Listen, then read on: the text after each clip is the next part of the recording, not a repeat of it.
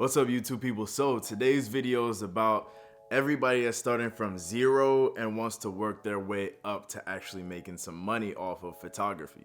Now, I'm making this video because that's exactly what I did. I recently just started myself. I started doing photography in July. I started getting paid from it in September. Now, I'm not gonna go super in depth with my background or anything. I'm just gonna kind of jump into the video.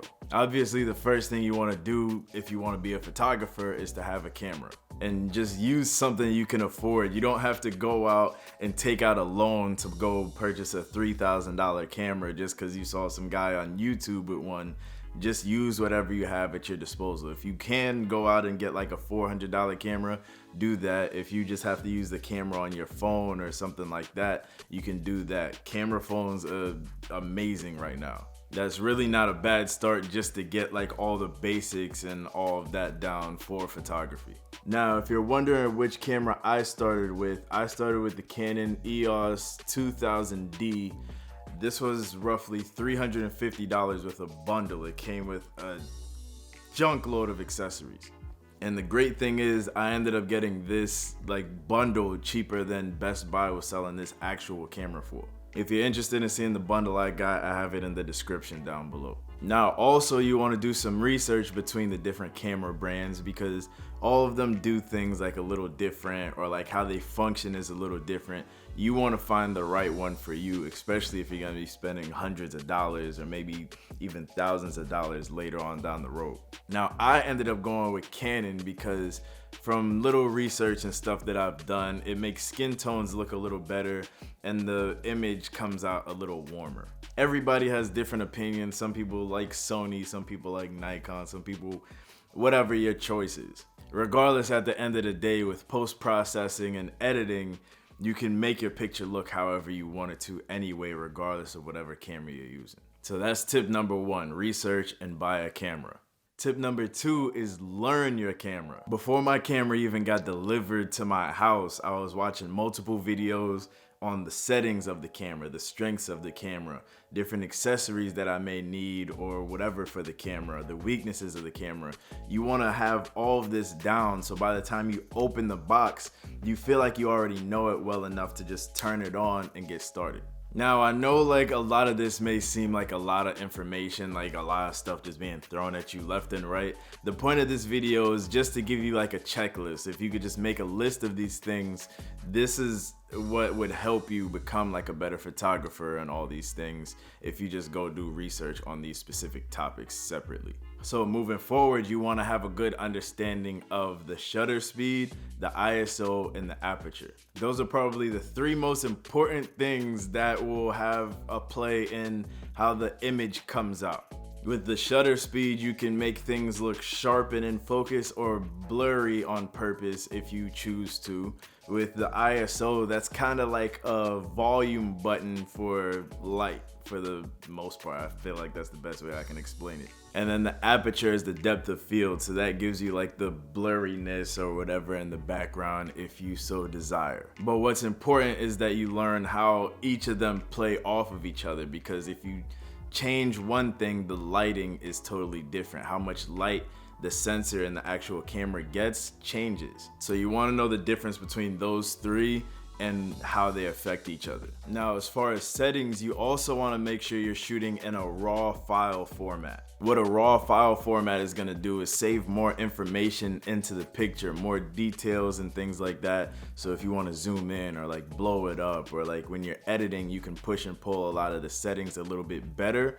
So that way, you know, you have more control over how your image comes out. And last but not least, as far as the camera goes, just use it. Ever since I got this camera, even when I got the camera I'm recording on right now, which is the Canon EOS RP, every day, like I have the camera in my hand, like I'm messing with something, I'm taking a picture of something and I'm learning like, okay, like how does this look? Or like, you know, just different settings. Now, I don't care if you go out and take pictures of plants, of animals, of your little brother, your whatever is in your house. Just take pictures and just learn like how different settings work. Tip number 3 is choose an editing software that works best for you.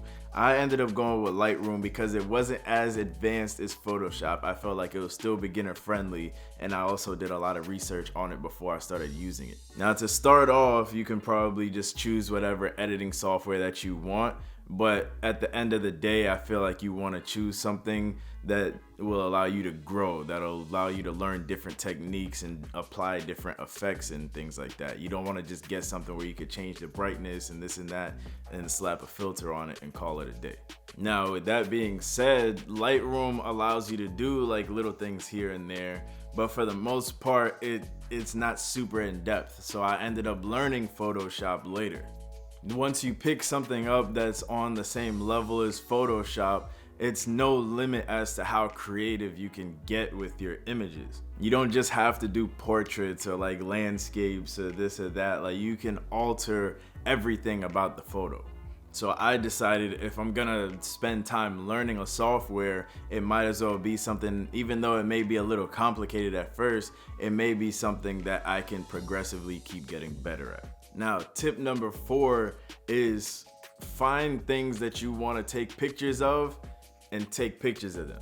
Originally, I was gonna say find people to take pictures of, but not everybody wants to do portrait photography or take pictures of people or whatever. You might not like people. I don't like people all the time. But if you do decide that you want to take pictures of people and do portraits, find people to take pictures of. It could be your best friend, it could be your parents, it could be your kids, your dog, your whatever. Now, rule number 5, once you get all of those other things done and understood, you don't have to be perfect at them, but you just want to have a good understanding. Once you have a good understanding of all those other things, then you want to start building your portfolio. This is when you create an Instagram account or a website or whatever to broadcast your photography, to show the world what you've created. Outside of maybe some friends or family that might want to support you, nobody's gonna pay for your work if they haven't actually seen something from you. At this point, you have to think how a customer would think. You have to put yourself in their shoes and ask yourself, would I pay this person to take my pictures? So it's important for you to shoot the type of things that you want to bring in, the type of customers and clients that you want to bring into your photography business. I myself, I've done plenty of free shoots for people, just more so for the experience. There's absolutely nothing wrong with doing free shoots or like very low cost shoots because it gives you more experience. It makes you better. So in the end, you're gonna be able to charge more later on down the road because you know what you're doing. So if this is something you're interested in, just make sure you have like another source of income before you just start thinking you're gonna start getting all these shoots and everybody's gonna pay you for your photography. And allow yourself to make mistakes. There's going to be plenty of mistakes on the road to your photography greatness. You're gonna run into a bunch of little things that turn into big things. I've gone out on a shoot and I forgot to charge my camera up all the way, and I only had one battery because it was my first camera. I forgot to put my memory card in my camera, so I did a whole shoot not even knowing that I didn't even have any of them being saved. There's so much that goes into it, but you have to enjoy the process the entire time. Don't beat yourself up about it, and that's the beauty of just working with friends and things at first, because they'll be understanding. Oh yes, I know he just started doing photography. It's no big deal. But I appreciate you guys watching. If you got any kind of value from this video, please subscribe to the channel and drop a like because it helps me out. And I always have links to the things that I use down in the description. If you're looking for the camera that I was speaking about earlier, the link is in the description. Also, if you want to follow my photography page, it's Shots by Frost. If you want to follow my regular main account, it's the Mike Frost Way, same as this YouTube channel. Until then, I'll see y'all in the next video. Y'all have a blessed one. Peace.